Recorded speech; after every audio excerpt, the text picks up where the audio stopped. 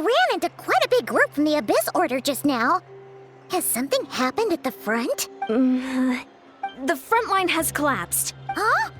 But how? No, relax. Their front line has collapsed, not ours. Oh, feels like you could have phrased that more clearly at the start. But this is good news, right? Why'd you still look so serious?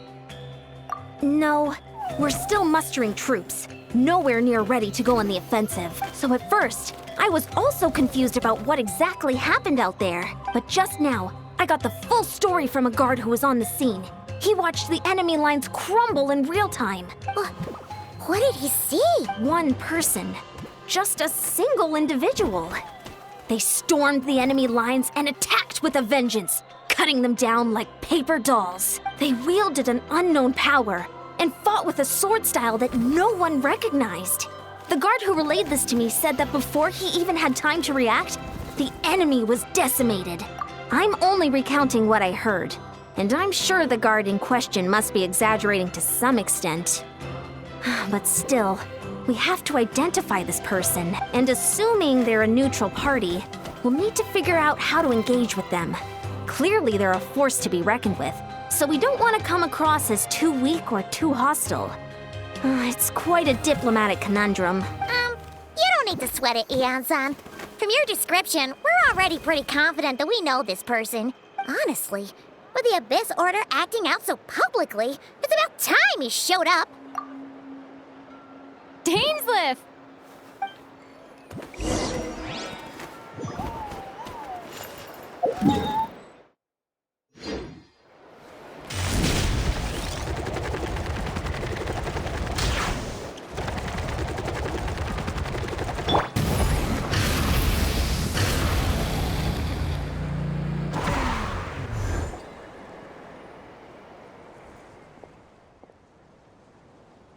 It's been a while, Dane. And yeah, after we heard what went down, we figured you'd shown up. You caused quite a stir, you know. Oh, this is a friend of ours from Natlan. Her name's Ian-san. She insisted on coming here to thank you in person. It is my honor, Mr. Dainsliff. Thank you for breaking the stalemate in our war against the Abyss Order. Natlan is fortunate to share a common enemy with such a mighty warrior as yourself. Please don't mind him, Ian-san. He always talks like that, but he's a pretty nice guy deep down. It's quite all right. Uezo Janssen respects those of great power. It's quite clear that he meant no offense, and I am still delighted to make his acquaintance. Anyway, since you're old friends, I'll leave you to catch up for now. Take your time. Sure thing. You probably have plenty of other stuff to do anyway, right? Since this war isn't exactly over. See you later, Ian-san!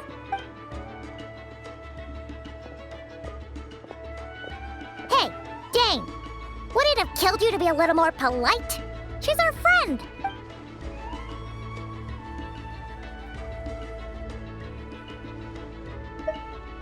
Ugh, so stubborn. But whatever. So anyway, Dane, do you have any new info about the Abyss Order for us? Any idea what they're trying to achieve with this war, for example?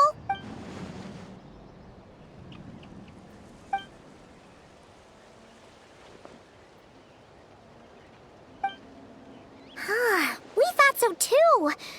But it sounds like you're no closer to learning what that goal is than we are.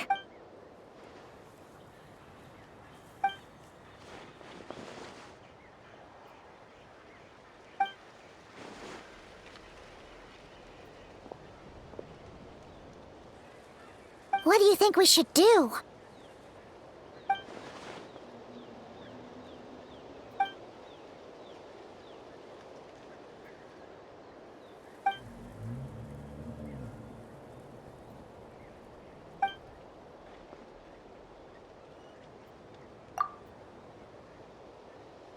Paimon gets it. Nothing in the world can satisfy you like making mincemeat out of the Abyss Order, right? Wow! Okay. A rare, candid response from Dane. Well, actually, we found her brother's hibernation chamber key near the Collective of Plenty. He must have lost it. Oh, and there's more! After finding the key, we also ran into this weird girl. She kept seeing monsters that we couldn't see, and then, this other time, we saw a load of monsters, but she couldn't. She also said she was on a journey to find the Savior. Her description of this Savior matched the Traveler pretty closely, so we figured it's probably her brother. Yeah, that's right. Is something the matter, Dane?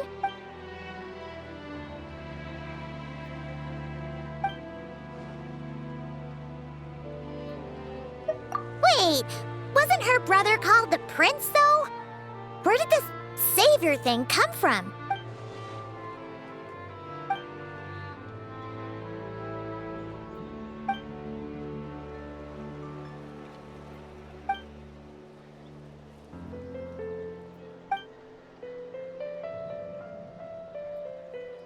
Huh. Sounds like the people of Conria really believed in him.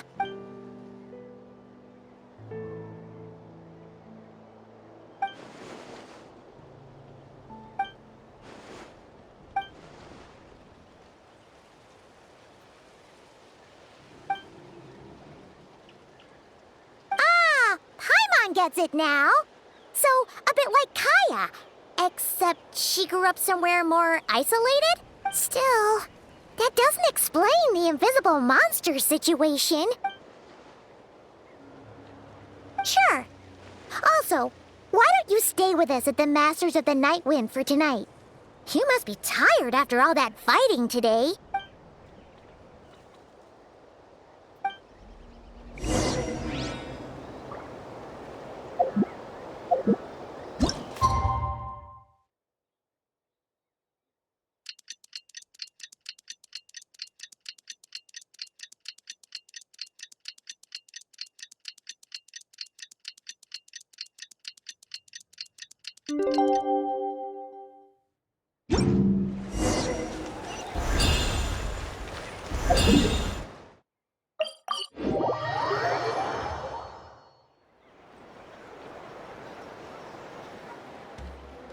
Is that Dane and Neon-san discussing strategy together? Huh. Looks like they're getting along just fine.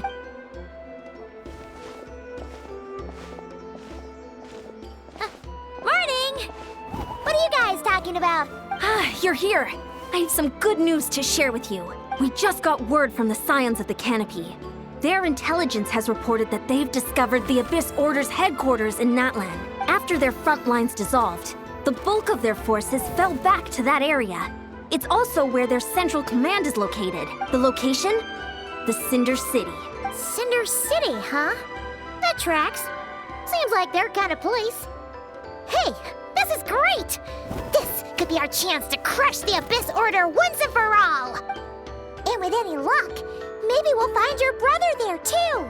Yep, our army is almost ready, and we've sent a message to Mawika to let her know the plan. We can't really launch an operation this big without the okay from the Archon.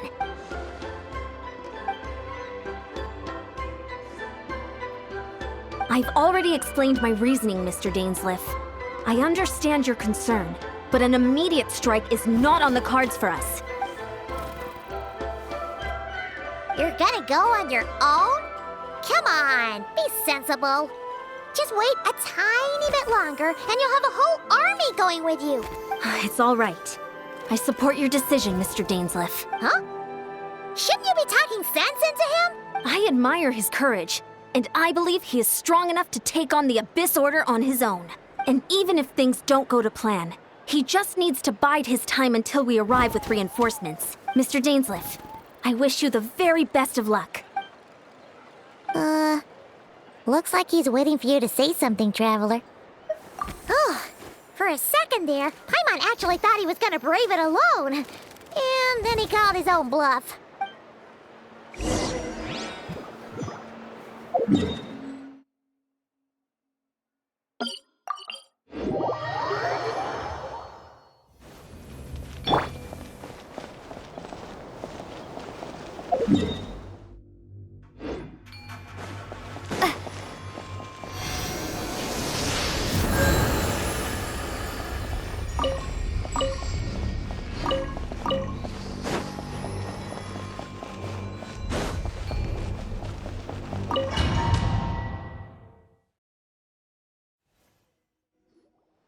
Is this the place?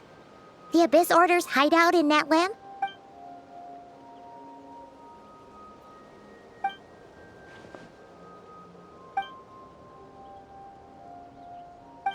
It's been so long since we fought with Dane side by side.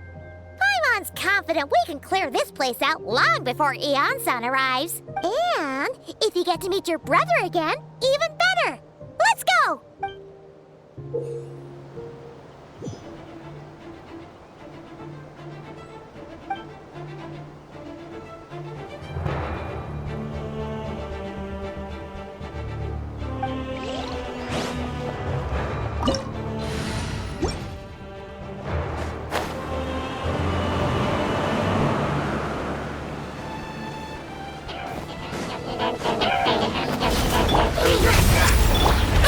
Heads up! Propagate! Quick as a flash!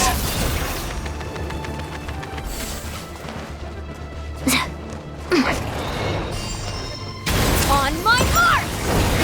Burn it down! Wrath from the sky! Scatter! Germinate! It's justice o'clock! Too strong! Headbutt! Look out below! Charge! Smash down! Coach will take it from here. Control breathing. Let's move! Stay out of my way. Let's ride! Try and stop it! This is a very different battle from the one we fought with Eon-san. No one's backing down. They're fighting back with everything they have.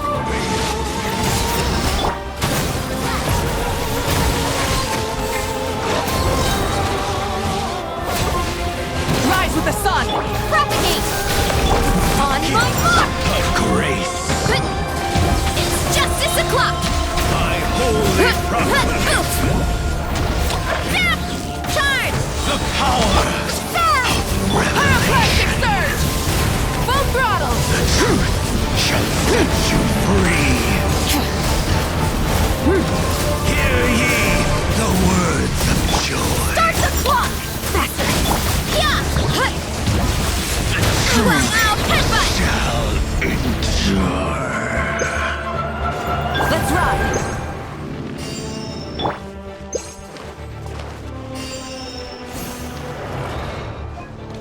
Step aside! Why me? Heads up! Maximum power! Scatter! Light of the blazing sun! Rev the engines!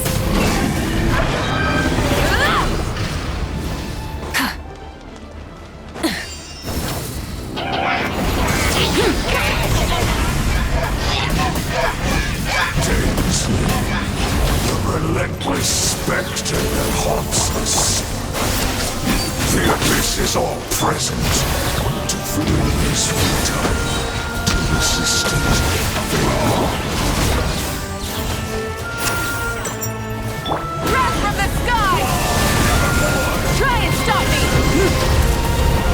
Abyss grants me new life. The end. Scatter! Start the headbutt! Yeah! Hi! Yeah! Now!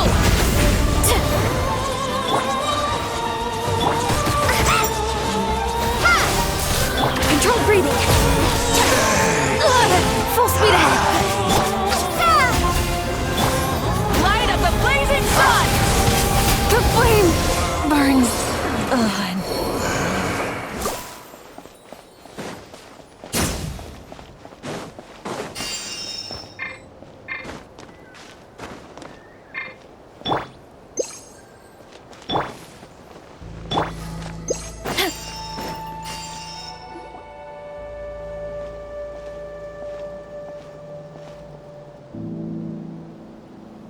Twilight Sword Dainsleif. Is this really what you want? So where's the Traveler's brother then? Or is this guy supposed to be in charge here? So, this is a hunt to you. I must say I pity you, Dainsleif. The death you dole out so readily to others is a luxury you yourself cannot enjoy. But today, that is the least of your worries.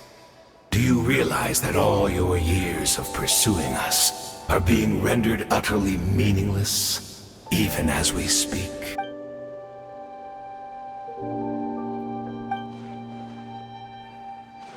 Then allow me to be frank. As far as we are concerned, our prince has already won by other means. And I do not merely mean this battle. No. His Highness has achieved something far greater. For today, the Abyss Order's greatest wish has finally been fulfilled. Our Highness quietly infiltrated the Night Kingdom to exploit that realm's past experience with ley line reconstruction, and then used the Loom of Fate to reweave the ley lines of Conria. What? He used the Loom of Fate? Wait, does this mean the attack on the Masters of the Nightwind was all a smokescreen to give him some cover? Oh no, this makes too much sense. Correct. As of now, our homeland has been revived, and all of my comrades that you have slain, Dainsleif, they shall forget the struggles that have beset them these past 500 years, and begin their lives anew in a Conria restored to life.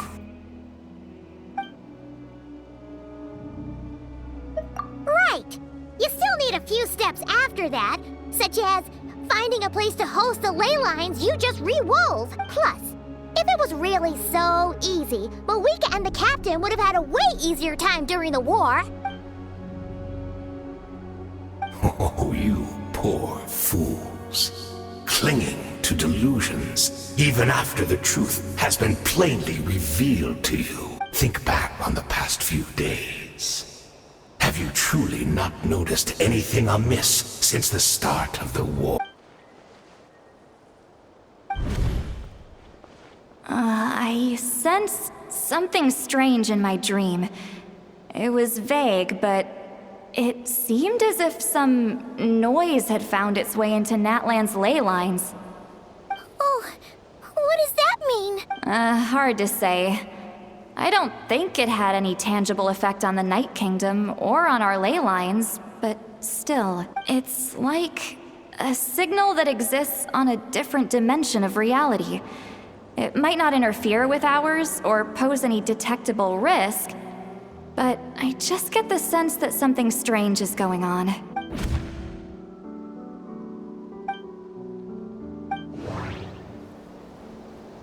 According to a guard stationed near the Masters of the Nightwind, many members of the Abyss Order were seen idling around during the lull in the conflict, even settling down to meditate. I couldn't see the monsters that Deirdre could see, and she couldn't see the ones I could. We could only see the monsters in each other's sight after making physical contact. The Abyss Order retreated when we attacked their stronghold with Yansan and Sitlali. This isn't their usual style. According to a guard, I couldn't see the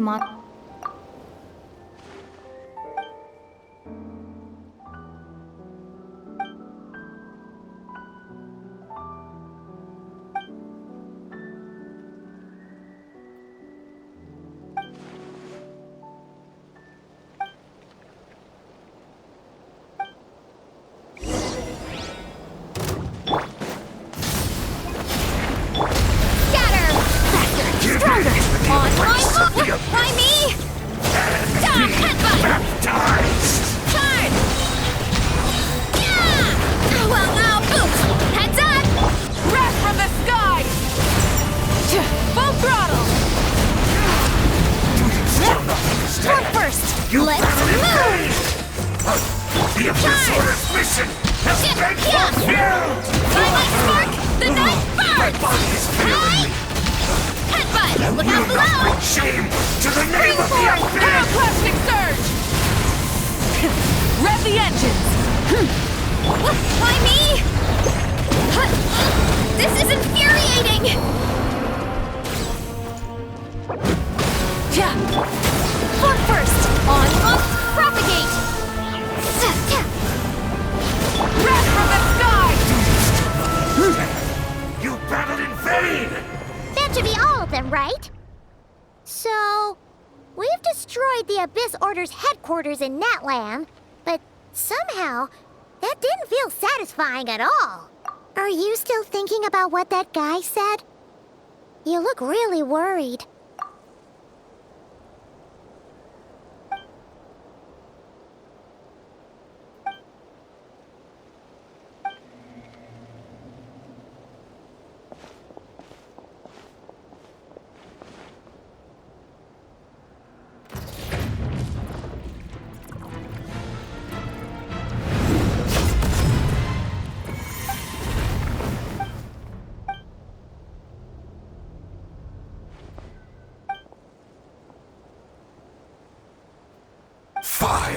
Years on, and you still refuse to address me as master.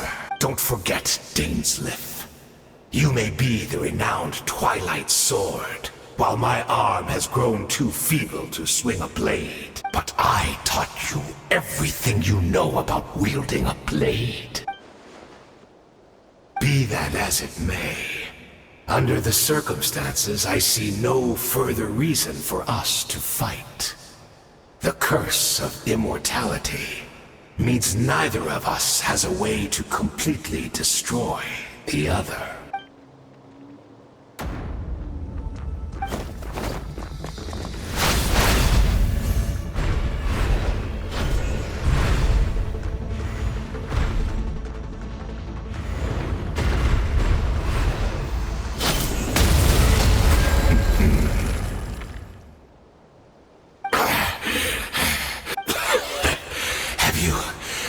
Finally had enough. You weren't joking then, huh? Never, in all my worst nightmares, have I experienced anything close to the pain of 100 deaths. Surely, there's no point taking out all your hatred on me alone. All right, I believe you. Still, aren't you at least a little tired now? Why don't we sit down, perhaps? Chat a little. What? Not a fan of reminiscing about old times? Well, I suppose you don't have many fond memories to look back on.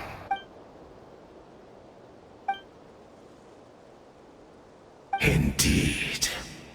When the cataclysm first struck, everyone prayed for the Savior to deliver them, but he was nowhere to be found. Yes, we knew that the great abyssal power within him had been divided up, yet we still despaired at his choice to leave us. Still, I believe that everything he's doing now, including his regret over what happened, comes from a genuine place in his heart.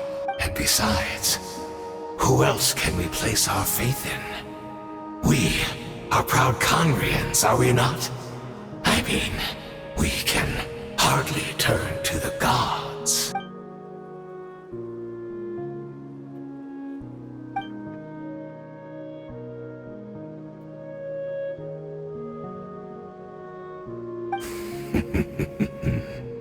Is that so?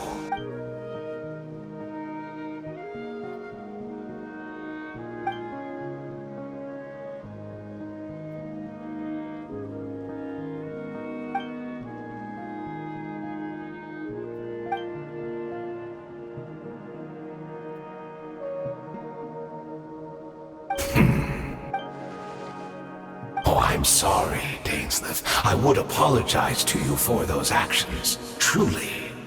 But the fact is, I honestly can't remember them anymore.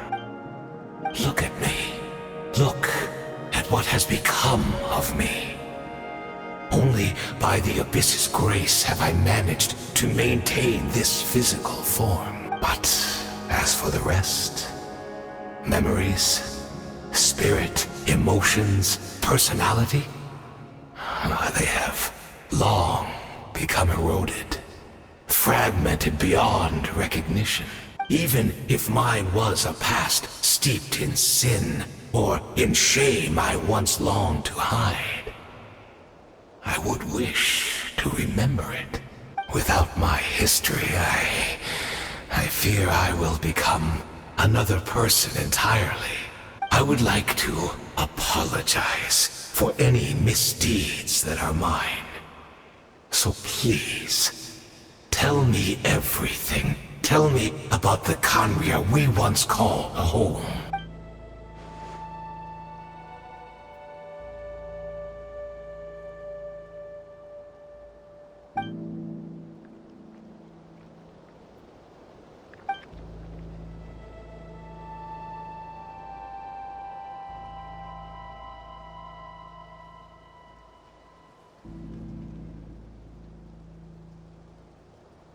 You seem to remember much.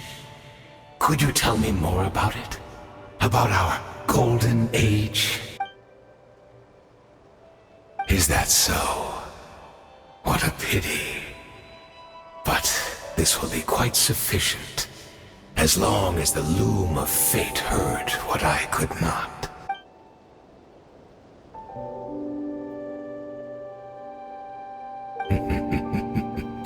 I'm afraid I owe you yet another apology, Dainsleif. You were right. I lied to you earlier. Your wits are too sharp to be fooled by me. The homeland hasn't yet been revived. In fact, even the ley line weaving is not yet complete. Think of ley lines as the collection of memories concerning a given place. To reweave Khaenri'ah's ley lines as they were 500 years ago, we would somehow need to retrieve almost all the memories of Khaenri'ah from that age. The loom of fate cannot weave without an abundant supply of memories. And so, we relied on everyone in the Abyss Order to provide what they could. Even though fragments are all that remain in most cases, the more we all share, the more that can be restored.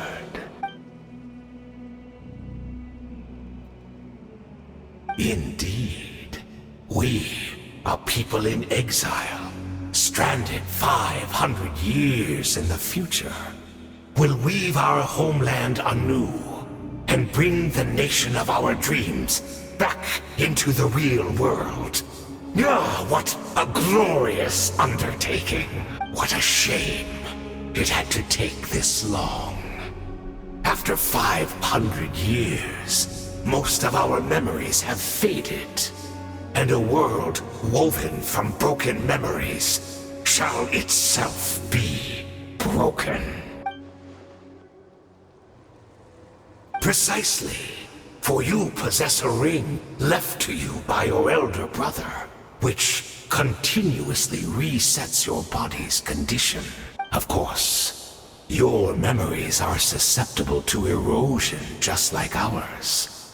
But of all Khaenri'ahs who remain, you are sure to remember the most. We had to obtain the memories in your mind, whatever the price.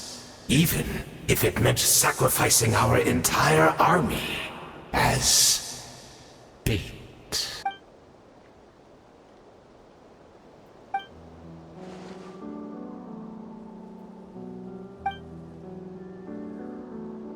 Perhaps, but that is the gamble our Highness has chosen to make.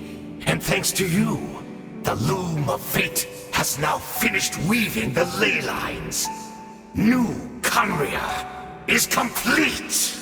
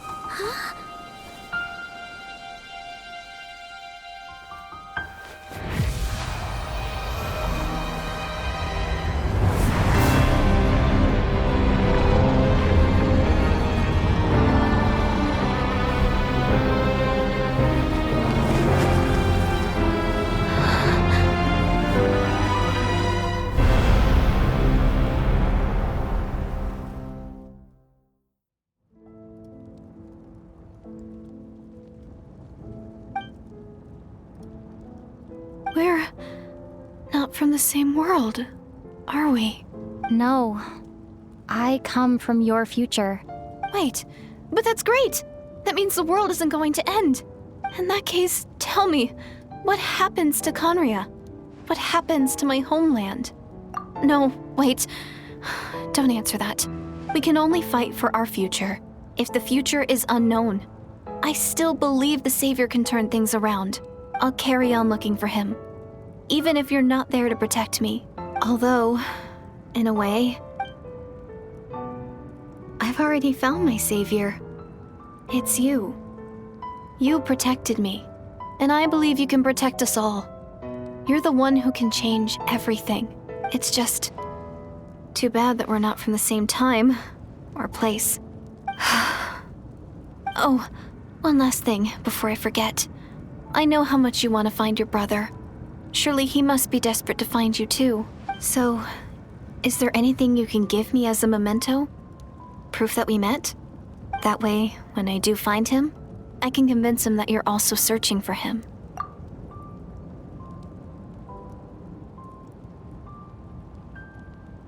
Huh? What is it?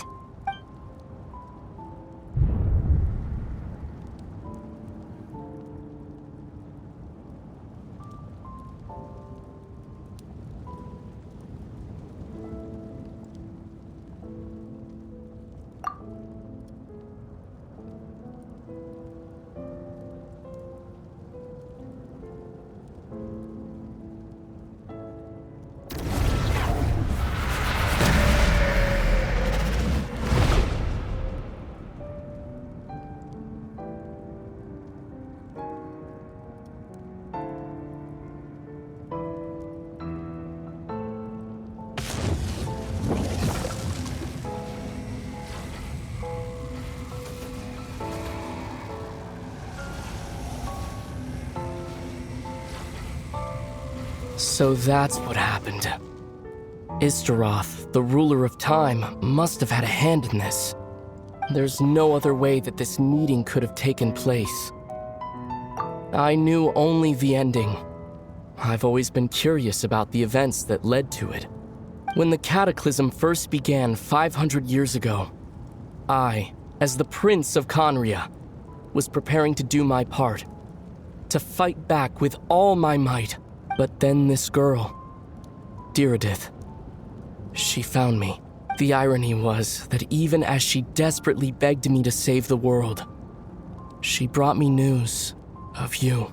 I was stunned, and I was suspicious of her claim that you were searching for me. But then, she showed me the key to your hibernation chamber. We'd been separated ever since I awakened in Teyvat. I searched the whole planet and found no trace of you anywhere. And then she brought me that news at the worst possible moment. I was faced with an extremely difficult decision. I desperately wanted to see you again. But Conria was in equally desperate need of my help. I knew that no matter what I chose, I'd regret my decision for the rest of my days. So I steeled myself against the guilt and made my decision. I went to see you, but when I found you, you were still in hibernation. Even the key to the chamber was still secure on your person. I couldn't make sense of what I was seeing, but there was no time to think. I just grabbed you and ran. And that's where we are right now. An intersection in our memories. This question has haunted me for the past 500 years. I never imagined the answer would come to me like this. So, My actions 500 years in the future set everything in motion. Are you mocking me, Istaroth?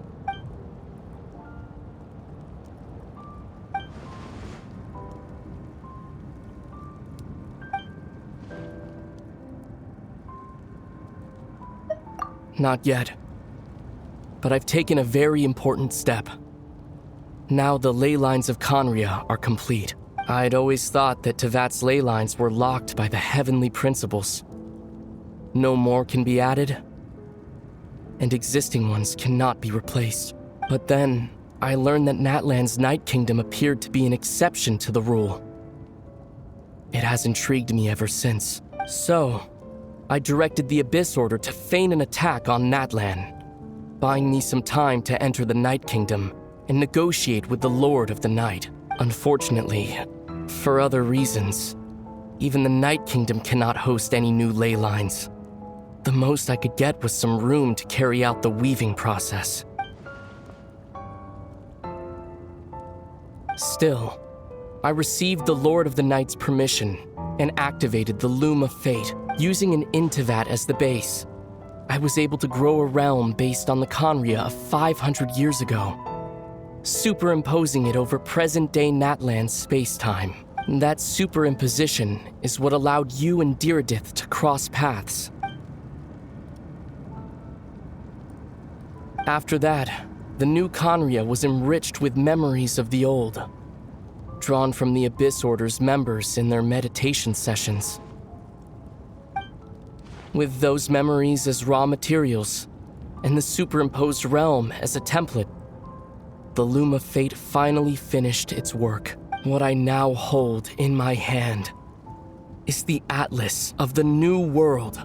This is the product of the Loom of Fate, holding within it the entire network of new Conria's ley lines. With this, the nation once known as Conria can rise again. One day, I will find a suitable host location for it.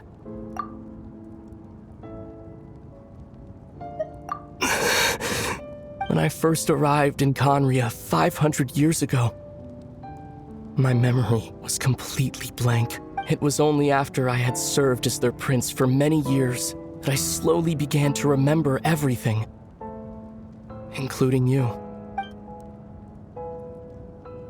But recovering old memories didn't simply erase the part of my life I spent in Conria. I still see it as my second home. That is why my guilt weighs so heavily on me. But even so, that only constitutes part of my motive. More importantly, if I wish to speak with the heavenly principles as an equal, I will need the might of an entire world behind me. Huh?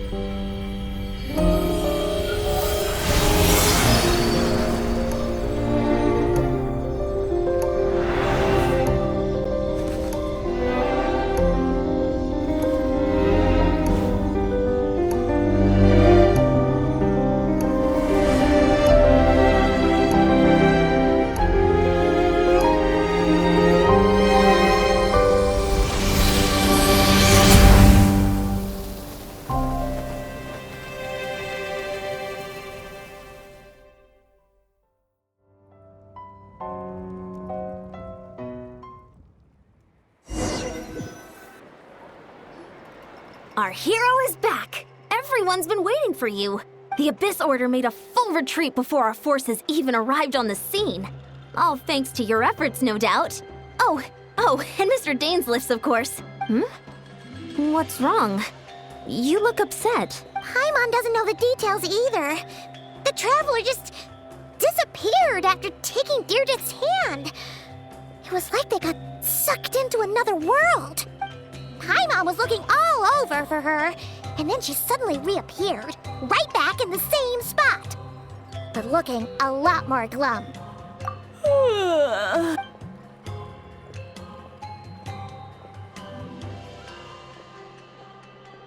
I think I got the gist of what happened. Something to do with your brother?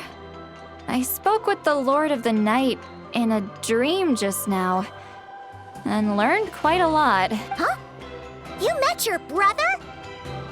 And you didn't think to tell Paimon right away? Well, never mind. Paimon can see that you're pretty down right now. But let's go over everything later, all right? What your brother accomplished? It all but defies comprehension. I was stunned when I heard about it too. But what surprised me the most was that the Lord of the Night actually chose to allow it. The Lord of the Night did try to explain it to me, but in a word, it's complicated. During the war with the Abyss, Mawika had an argument with the captain. Mawika believed that we should fight to protect our culture and memories, while the captain believed the preservation of the ley lines should come before all else. So, the Lord of the Night was very intrigued when presented with the Loom of Fate, and informed of its ability to weave ley lines. She saw your brother's actions as a potential third option, namely to preserve an entire nation in the form of an atlas. Preserve a nation? You've definitely lost me now. You're not the only one. Paimon's got no idea what's going on either. With that in mind, the Lord of the Night gave the go-ahead once she was satisfied that the Loom of Fate wouldn't have any real effect on Natlan. However, I believe she imposed an additional condition of her own. An additional condition? Did she ask for something in return? No idea. She wouldn't tell me what it was. Huh. All right, well, let's not overthink this for now. We just won a war. Time for a well-earned drink to celebrate. I trust the Lord of the Night unreservedly. I'm sure she only involved herself to take a problem off our hands, so it's one less thing for us to worry about. Don't you agree, Traveler? Come on, let's head back to the Collective of Plenty. Oh, Veressa should be there too. We'll treat you to a real feast.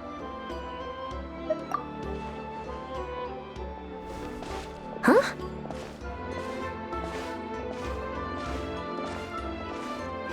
Eon-san, leave her be. This might be hard to understand for an extrovert like you, but some people need alone time to recharge every once in a while. Traveler?